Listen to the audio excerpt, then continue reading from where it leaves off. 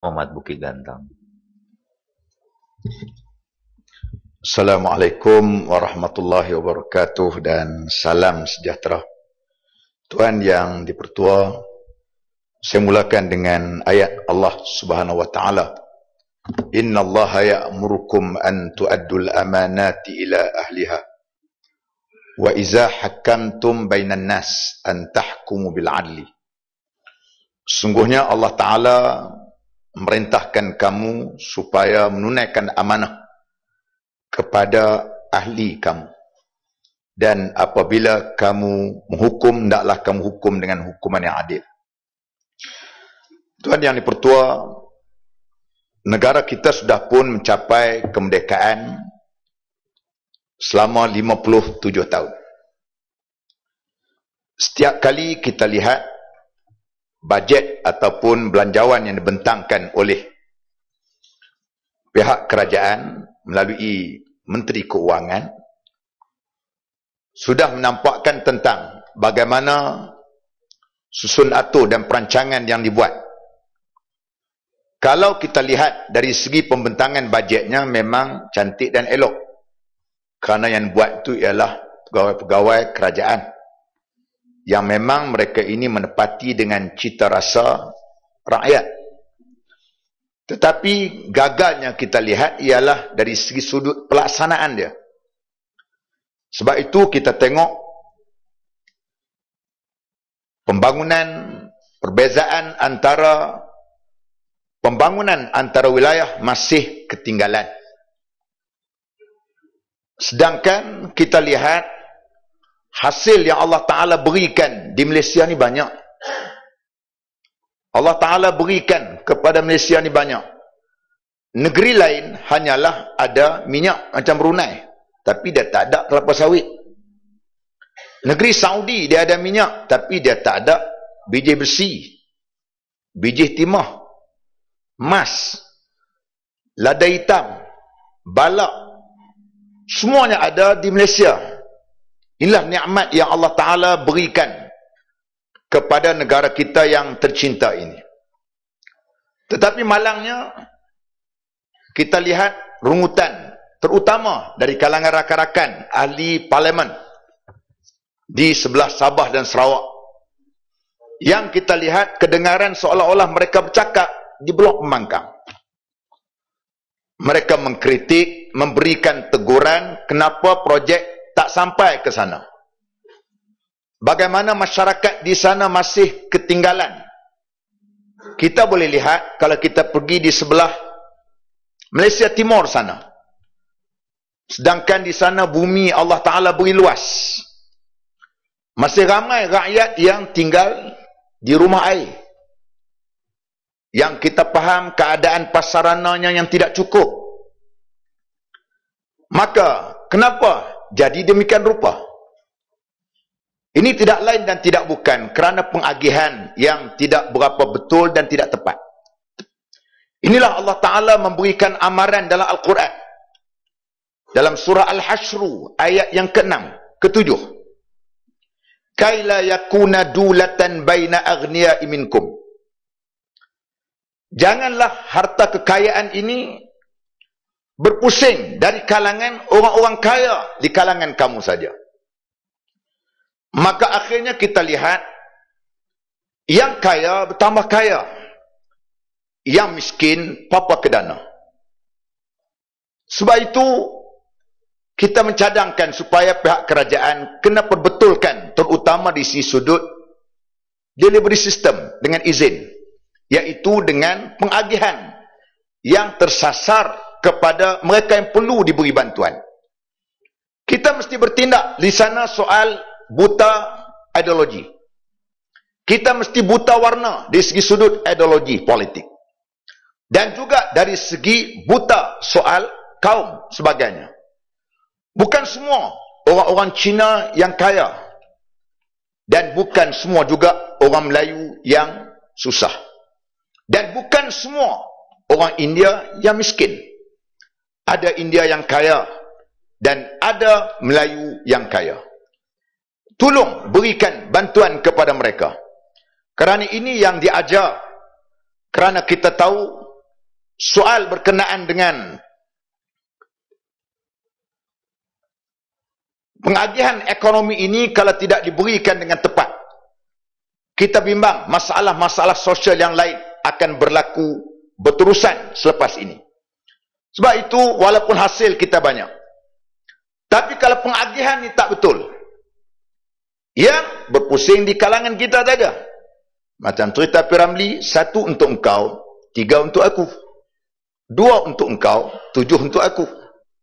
Kalau ini yang berlaku, sampai ikan keli tumbuh sisik pun tak boleh nak berjaya nak mengatasi masalah imbang antara orang kaya dan juga orang miskin. Tuan yang dipertua, sebab itu satu perangkaan yang pernah dikeluarkan oleh Ketua Komunikasi Korporat Kementerian Luar Bandar dan Pembangunan Wilayah, dia telah menyaraikan 30,114 rakyat Malaysia yang berada di miskin tegar. 53,025 lagi ialah sebagai kalangan yang miskin. Sudah tentulah miskin tegar ni kalau dalam kaedah fiqh disebut tentang fakir. Perlu RM10 dapat RM3. Miskin perlu RM10 dapat RM7. Artinya masih ramai dari kalangan mereka yang berada di tahap miskin tegar. Termasuk Sabah, Sarawak dan juga di negeri Kelantan di sebelah Semenanjung di sini.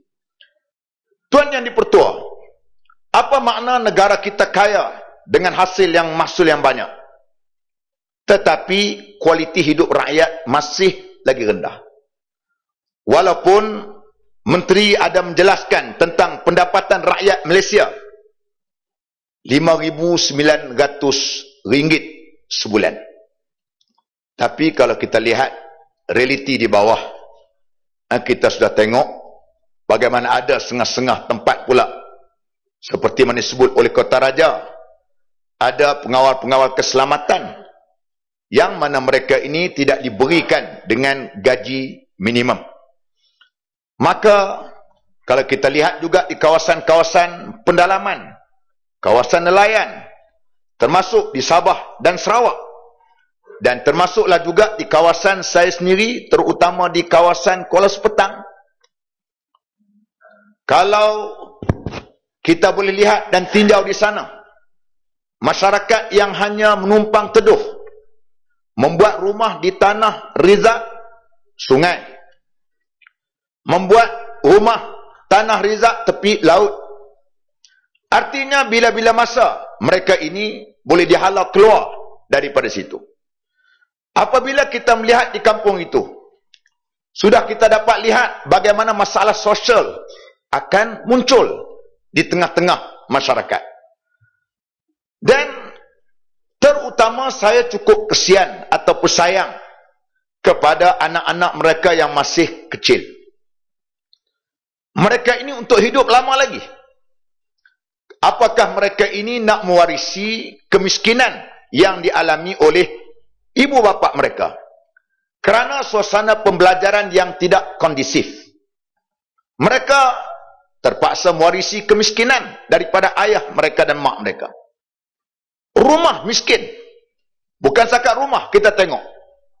Ada dari kalangan mereka kita tengok tak mampu untuk meletakkan batu depan rumah. Sebaliknya ambil kulit-kulit kerang. Yang mereka ambil upah hasil satu hari dapat RM7, RM8 daripada pukul 8 pagi hingga pukul 6 petang. Itulah pekerjaan sambilan yang dilakukan oleh isteri yang berada di rumah. Kulit kerang itulah yang diletakkan di hadapan rumah mereka. Kalau tempat rumah kita tu sebagai tar ataupun tai dan mamar. 57 tahun merdeka. Itu keadaan rumah yang kita lihat di tempat kita. Saya mengharapkan supaya kerajaan untuk basmi kemiskinan, jangan duk berikan. Kalau boleh, berilah kaya. BRIM, bagi tak boleh. Tapi kita tak boleh bangga kalau penerima BRIM setahun dari setahun kita makin ramai orang terima. Artinya kita tak boleh berbangga. Untuk sementara boleh.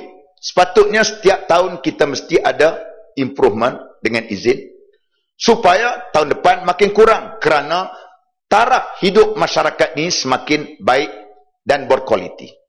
Ini yang patut diberikan. Sepatutnya modal-modal seperti mana yang pernah dibuatlah amanah ikhtiar untuk modal yang diberikan kepada peniaga-peniaga kecil. Mereka ni kebanyakan 90% bayar balik. Bayar balik. Hak yang seperti mana dibentang oleh rakan-rakan kita daripada Serdang, daripada Puchong, daripada Serdang yang telah menjelaskan bagaimana korporat besar, mereka ni hutang dan mereka ni tidak membayar. Sedangkan mereka ni orang susah, insya-Allah. Orang miskin ni mereka bayar. Inilah yang patutnya perlu diperbanyakkan di dalam sistem untuk kita nak berikan kepada masyarakat ini kail, bukannya ikan. Isu yang kedua berkenaan dengan syarat MUIT, iaitu Malaysian University English Test. Baru-baru ini, Yang Amat Berhormat Pekan telah memberitahu berkenaan dengan kemasukan universiti tahun yang akan datang, terutama berkenaan dengan kemasukan di Fakulti Sastra, Sains Sosial, perlu lulus band yang kedua. Untuk Fakulti Perubatan, Undang-Undang, perlu lulus band yang keempat. Tuan yang dipertua, kerajaan perlu mengkaji balik cadangan ini. Kerajaan perlu kaji balik cadangan ini. Kerana kita bimbang peningkatan syarat minimum peperiksaan bahasa Inggeris ini, kita bimbang takut besok pelajar-pelajar kita, misal katakan di pekat matrik dia dapat 4 flat ataupun dapat 9 ataupun 9.8, 9.9, tiba-tiba dia tak boleh masuk universiti dengan sebab tak lulus bahasa Inggeris. Ini diakur sendiri oleh Presiden Kesatuan Guru-Guru Melayu Malaysia Barat, Datuk Muhammad Sabri Muhammad Arsyad. Sekiranya pelaksanaan tersebut dibuat, pelajar luar bandar majoritinya masalah dalam penguasaan bahasa Inggeris akan tercicir. Ia memberi kesan kepada pelajar Sabah dan Sarawak dan pendalaman di Semenanjung. Ini yang perlu difikirkan oleh pihak kerajaan, terutama daripada Kementerian Pelajaran, Kementerian Pendidikan. Kita tak nak buat dulu. Tahun 2016 ni pula, bagaimana pelajar-pelajar SPM kalau tak lulus bahasa Inggeris, tak layak untuk mendapat sijil. Saya bukan menentang soal bahasa. Bahasa ni kena belajar. Kerana dalam Islam Nabi peringatkan, Nabi kata apa? Ta'allama lughata qaumin amana makrihim au kama qala. Belajarlah bahasa orang lain, nescaya akan kamu aman daripada tipu daya. Baik bahasa Inggeris, bahasa pengetahuan yang perlu kita belajar. Yang saya tak hendaknya ialah kita wajibkan kepada pelajar-pelajar, sedangkan soal prasarana kita tak buat. Ini artinya kita zalim kepada pelajar-pelajar kita besok. Mereka lulus dengan baik, tapi gagal masuk universiti dengan sebab bahasa Inggeris. Tuan yang dipertua, mungkin kita yang mampu boleh buat special tuition dengan izin, panggil guru, tapi hak yang kawasan pendalaman. Saya mendapat maklumat, kalau di Kedah, tak silap saya, kalau seluruh di negeri Kedah, yang mendapat band 4 ni 2 orang saja.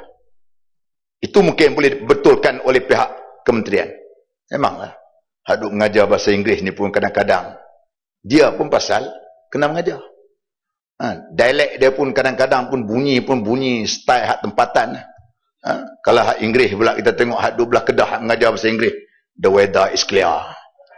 Bunyi Inggeris pun Inggeris Kedah. Bunyi Inggeris pun Inggeris Kedah. Macam mana kita nak tiba-tiba nak wajibkan kepada pelajar-pelajar? Ini saya sekali lagi saya tegaskan supaya pihak kerajaan ambil perhatian bab ini. Kerana saya yakin bahawasanya pelajar-pelajar ni semua masuk universiti dulu. Di universiti kita ada pusat bahasa. Saya dulu pun orang yang agak buta Inggeris. Tapi bila di universiti, kita masuk tahun 1, dia buat placement test. Dia screen, dia tengok ini orang yang basic, kena masuk. Hak yang ni intermediate, yang ni advance. Alhamdulillah, semua kita boleh mengikuti daripada A to Z. Tiba-tiba, kita wajibkan pelajar-pelajar ni naya dia. Saya kesian terutama dari kalangan anak-anak murid kita yang berada di pendalaman. Guru yang tidak cukup. Bahasa ni tuan yang dipertua. Kita kena ingat dia lain. Saya kalau suruh saya mengajar bahasa Malaysia, saya tak boleh mengajar. Kalau bahasa Malaysia peringkat tinggi, dia bahasa lain. Bahasa lain. Bahasa Arab pun sama, walaupun dia mengaji usul din, syariah, di Mesir, Azhar, di Syria, di Baghdad sebagainya, suruh mengajar bahasa Arab, belum tentu. Dia bahasa dia lain. Dia ada kaedah-kaedah yang tersendiri. Macam mana tiba-tiba kita nak paksa? Saya yang paling takut sekali apa dia? Ialah oleh kerana nak wajibkan pelajar-pelajar ni dapat 2 band ataupun 4 band. Nanti kita akan turunkan graf kelulusan. Kalau ini berlaku, kita tengok seperti mana ada setengah-setengah pelajar yang kadang-kadang mereka tak pernah lulus ADMAT ataupun matematik tambahan. Dia bila keluar-keluar, dia pun terkejut bila keluar. Tak pernah lulus, tiba-tiba lulus. Rupa-rupanya di sana grafnya diturunkan. Kita tak nak macam tu. Kita nak biarlah pelajar-pelajar kita yang ada kualiti. Dan mereka ini mesti diberikan dengan baik untuk supaya memsiap-siagakan ke arah untuk mendapatkan apa yang kita katakan sebagai kelayakan untuk masuk ke universiti.